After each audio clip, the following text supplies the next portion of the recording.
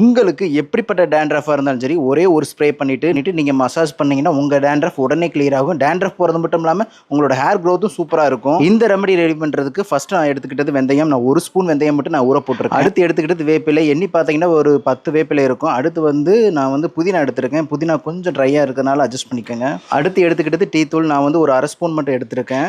இப்போ ஒரு பாத்திரத்தில் வந்து பார்த்தீங்கன்னா ஒரு கிட்டத்தட்ட வந்து 300 to 400 ml வந்து தண்ணி ஊற்றிக்கங்க. இப்போ அதில் ஊற வச்சிருக்க வெந்தயத்தை முழுசாக போட்டுட்டு நம்ம எடுத்து வச்சிருக்க வேப்பிலை, அடுத்து வந்து புதினா வந்து பார்த்தீங்கன்னா அதே அளவு வந்து எடுத்திருக்கேன். இப்போ 1/2 டீஸ்பூன் டீ தூள் சேர்த்துட்டு நல்லா மிக்ஸ் பண்ணிக்கங்க. இப்போ நல்லா ஸ்லோ ஃப்ளேமில் வச்சு நம்ம ஊற்றிருக்க தண்ணி பாதியாக வர அளவுக்கு நல்லா கொதிக்க விட்டுட்டு ஆறுன பிறகு ஒரு ஜல்லடையில் ஃபில்டர் பண்ணிக்கோங்க.